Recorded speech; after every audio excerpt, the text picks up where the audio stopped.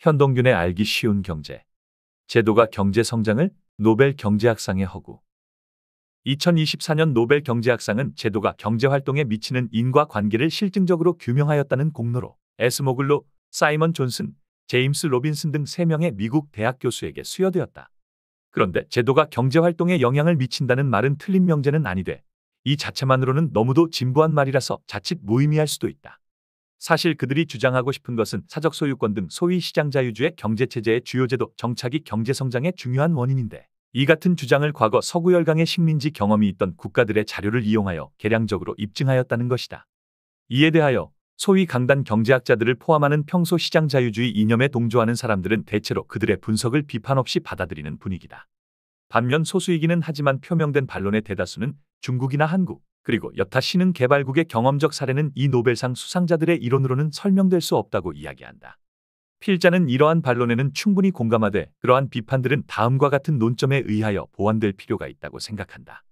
즉, 첫째, 이 노벨상 수상자들이 주장하는 논리는 중대한 결함을 가지고 있으며 둘째, 사용된 개념들에는 심각한 모호성이 존재하고 셋째, 그들이 주장하는 인과성은 시간적 상관관계에 불과하지 진정한 인과성은 아니다.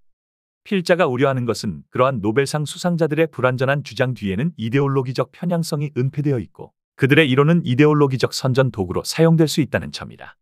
실제로 한국의 언론 매체에 게재된 논평의 대부분은 노벨상 수상자들의 불완전한 주장을 거의 무비판적으로 인정하고 결론만을 인용하면서 시장자유주의의 우월성이 입증되었다거나 한 발 더 나아가 자, 보라, 성장을 위해서는 정부가 각종 규제를 완화하여야 한다고 외치고 있다. 필자는 본 에세이에서는 위와 같은 관점에서 주로 2001년에 발표한 영향력 있는 논문인 식민지적 기원에 의한 발전의 비교 경험적 연구에 국한하여 그들의 주장을 검토하려 한다. 간혹 그들이 출판한 국가는 왜 실패하는가 권력과 진보도 참조하였다. 단, 필자의 시간적 제약하에서는 그들의 여타 저술들은 검토하지 못하였음도 밝힌다. 포용적 제도 정착이 높은 경제 성장률의 원인. 본격적인 논의에 앞서 그들의 주장을 간략히 살펴보자. 우선 이들의 신조어인 노벨상 덕에 이제는 인구에 회자되는 그들의 핵심적 개념인 포용적 제도와 착취적 제도라는 단어들이 의미하는 것은 무엇인가? 그들에 의하면 포용적 제도란 말은 이들의 경제적 참여를 장려하여 그들이 가진 재능과 기술을 활용하도록 하고 개인들이 원하는 선택을 가능하도록 하는 제도다. 그런데 경제 제도가 포용적이기 위해 필요한 조건들은 결국 사적 소유권 그리고 경제적 자유다. 반면 착취적 제도란 경제 구성원의 어느 한쪽이 다른 쪽으로부터 소득과 부를 탈취할 수 있도록 설계된 제도다. 그들에 의하면 이러한 경제적인 측면은 정치적 측면과도 밀접히 관련되어 있는데 착취적 정치제도는 소수의 엘리트에 의하여 권력이 집중된 사회이고 반면 포용적 정치제도는 그 권력이 넓게 분산되어 있는 다원화된 사회이다. 그들이 제시한 포용적 제도의 대표적인 예는 미국, 캐나다, 호주, 뉴질랜드, 홍콩, 싱가포르 등 주로 과거 구영국 식민지 국가들이고 그에 추가하여 놀랍게도 고도 경제 성장기에 한국이 포함된다.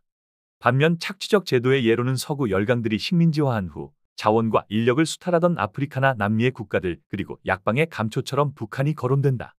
그들은 이러한 국가들의 경험적 자료에 근거하여 포용적 사회는 경제성장과 번영을 구가하며 착취적 사회는 그렇지 못하다는 인과성을 개량적으로 입증하였다고 한다. 무언가 그럴듯하게 들린다.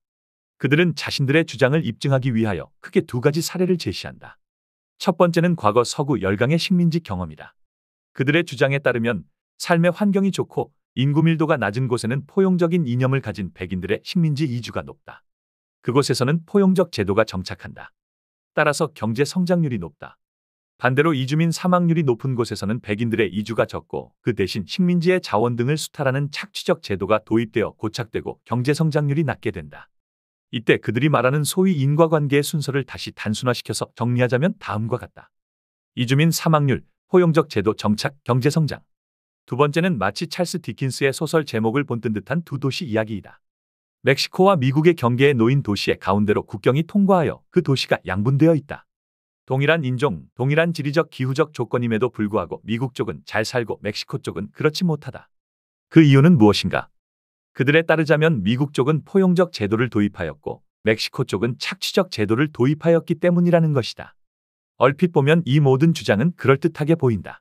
하지만 과연 정말로 그러할까? 이 분법은 현실을 오해할 위험성을 내포한다. 우선 이들은 세상을 포용적 제도와 착취적 제도라는 흑백 논리로 어설프게 구분하고 있는데 그들이 말하는 포용적 제도와 착취적 제도는 상호 반대의 개념이 아니라 예를 들자면 이 노벨상 수상자들이 권위주의적 제도라고 구분하면서 착취적 제도와 동일시하는 듯한 케인즈적 수정자본주의, 국가자본주의, 개발독재 내지는 혹은 사회주의 시장경제는 사실 이 노벨상 수상자들이 말하는 착취적 제도도 혹은 포용적 제도도 아니다. 또한 그들이 포용적 제도라고 분류한 싱가포르나 한국의 개발 과정은 결코 그들이 말하는 포용적 제도는 아니며 오히려 권위주의적 제도에 기반하고 있었다. 또한 그들이 말하는 포용적 제도는 동시에 착취적 제도도 될 수 있고 일국 내에 구분되어 공존할 수도 있다. 예를 들어 칠레의 피노체트주의는 신자유주의적 이데올로기에 의하여 소유한 자들의 자유를 최대로 보장하는 포용적 제도를 표방하는 반면 소유하지 못한 자들에 대한 착취적 제도다. 또한 그들이 포용적 제도의 예로 거론한 홍콩은 시장 질서와 사적 소유권을 인정할지언정 실상은 시장의 원리라는 가면하에 높은 지대를 통하여 자국민을 착취하는 지대추구적 착취적 제도와 기타 경제활동에 있어서의 포용적 제도가 공존한다. 그리고 그들은 착취적이라는 용어를 강압을 통한 것으로 한정하고 있는 듯한데 사실 시장이라는 틀 안에서 이루어지는 암묵적인 강압도 존재하며 홍콩 같은 지대추구 경제 혹은 독점 자본주의는 비록 명시적 강압에 의하지는 않을지언정 착취적임은 부인할 수 없다.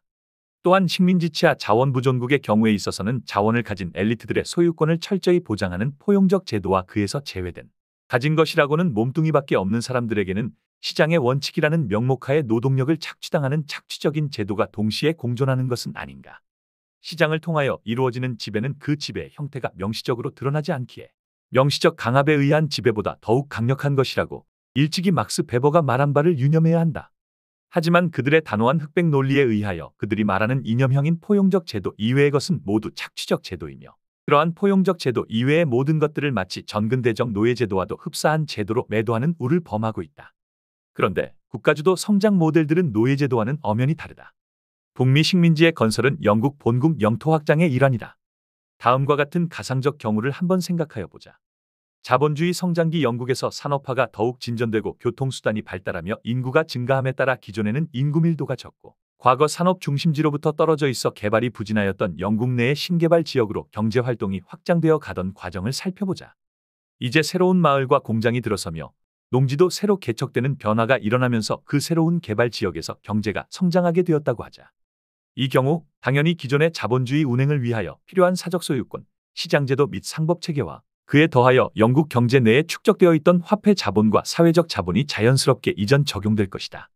더욱이 특히 그 신개발지가 인구 밀도도 적은 지역이었다면 기존 주민들의 저항이 상대적으로 약하기에 개발을 위한 각종 인프라 건설 등이 보다 용이할 수 있다. 따라서 기존의 경제 중심지에 비하여 경제가 오히려 효율적일 수 있고 경제활동이 거의 무의 상태에서 시작하기에 경제 성장률은 종래의 경제 중심지보다도 빠를 수밖에 없을 듯하다. 그런데 사실 이 같은 영국 내의 신개발지 개척과 영국의 북미 대륙 식민지 개척과의 차이점이라고는 경제의 중심지와의 거리 차이뿐이다. 북미 인디언들의 뼈아픈 항쟁은 논외로 하자. 이때 북미 지역의 성장을 위하여서는 다양한 요인들이 영향을 미쳤음이 틀림없는데 포용적 제도의 이전 및 정착 이외에도 본국 경제 영역의 확장 과정에서 필연적으로 수반되는 본국 경제 내에 이미 축적되어 있던 위에 언급한 화폐 및 사회적 자본 등의 이전이 핵심적일 수 있음은 확실하다. 그런데 이러한 화폐 및 사회적 자본은 소위 포용적 제도에만 존재하는 것은 절대로 아니다. 일례로 그 영국 신개발 지역은 초기의 기간산업 등의 공적 투자들이 필요하고 또한 민간의 개별적 이익 내지는 사적 소유권과 공적 이익이 상충하는 경우가 존재하기에 공공의 목적을 위하여 어느 정도 사적 소유권을 침해하면서 국가 주도의 계획경제 혹은 권위주의적인 제도가 도입된다고 가정하자. 그런 경우 소위 포용적 제도에만 의존하는 경우에 비하여 보다 높은 경제성장이 결과될 수도 있다. 따라서 소위 포용적 제도가 경제성장을 위한 필수적인 선결 조건이라거나 혹은 더 효율적이라고 단정하기도 힘들다. 이 노벨상 수상자들은 포용적 제도가 경제성장의 원인이라고 주장한다. 인과성에 대한 보다 상세한 철학적 논의는 생략하고 우리가 직관적으로 판단할 수 있는 것은 이 포용적 제도는 원인이라기보다는 하나의 수단이다. 예를 들자면 배가 고파서 숟가락을 사용하여 밥을 먹어 허기를 달래었다라는 명제에서 숟가락을 원인이라고 하지 않고 우리는 수단이라고 부르는 것과도 같다. 원인은 배가 고픔 혹은 살고자 하는 충동이다. 그리고 숟가락 혹은 젓가락이 단독으로 작용하여 허기를 달랠 수는 절대로 없고 어떤 경우라도 밥이 있어야만 한다. 화폐 및 사회적 자본의 이전이 어찌 보면 포용적 혹은 권위적 제도라는 수단에 비하여 보다 본질적인 부분이라고도 생각할 수 있다. 숟가락은 다른 대용 수단이 존재하지만 밥은 언제나 필수적인 부분이다. 위에서 언급한 것처럼 필히 포용적 제도라는 수단만이 높은 경제 성장을 결과하는 것도 아니다. 숟가락이 아니라 젓가락으로 밥을 먹을 수도 있다. 일본 같은 어떤 문화권에서는 숟가락을 이용하여 밥을 먹는 것을 천하다고 금기시하는 것처럼 숟가락을 사용하는가 혹은 젓가락을 사용하는가의 결정은 그 주어진 상황에 따라서 달라진다.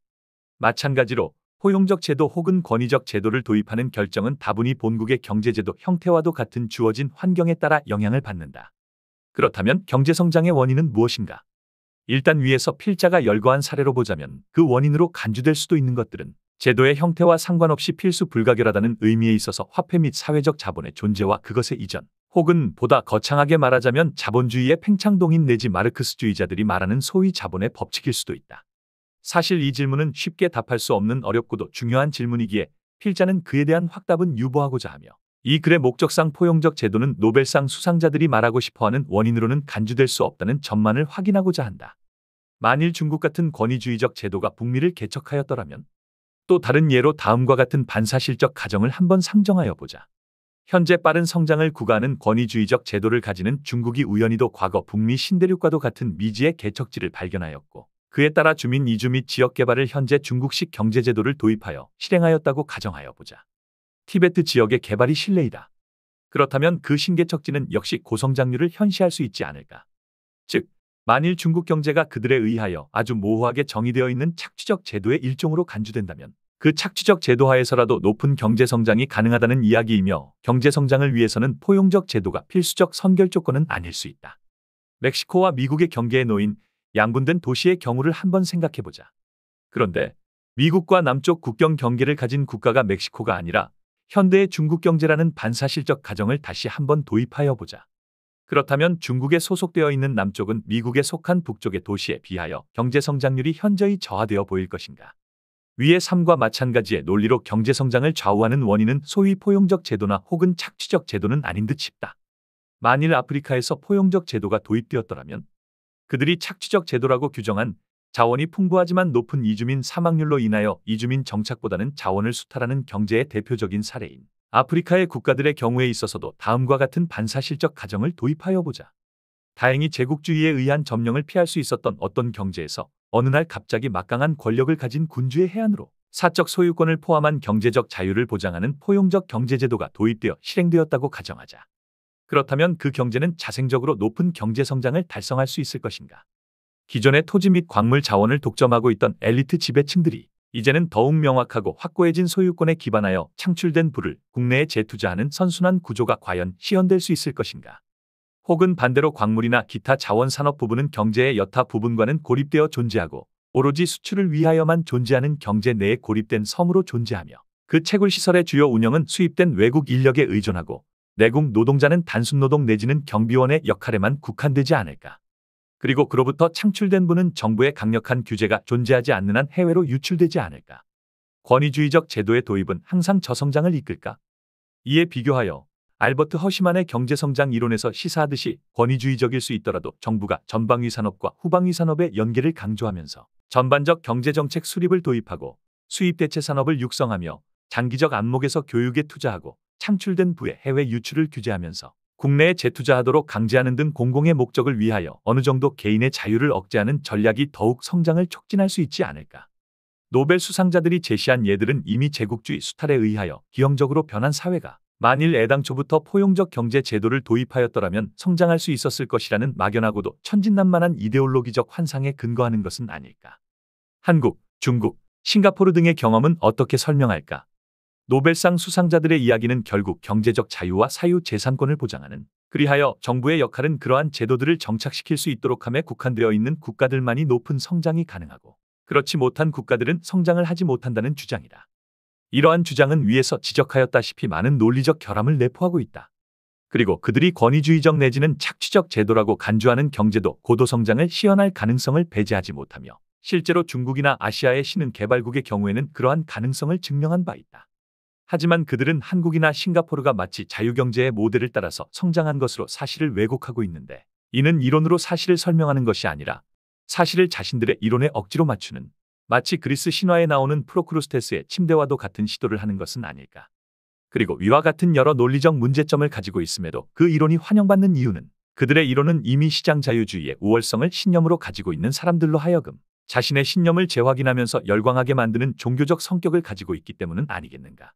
두 번째 글에서는 그들이 주장하는 객관성, 즉 경험적 검증에 의하여 포용적 제도가 높은 경제 성장을 결과한다는 인과성이 증명되었다는 주장을 검토하고, 그들의 의도와는 달리 그들의 주장은 개념적 모호성과 인과관계에 대한 혼동에서 비롯된 것임을 설명하고자 한다.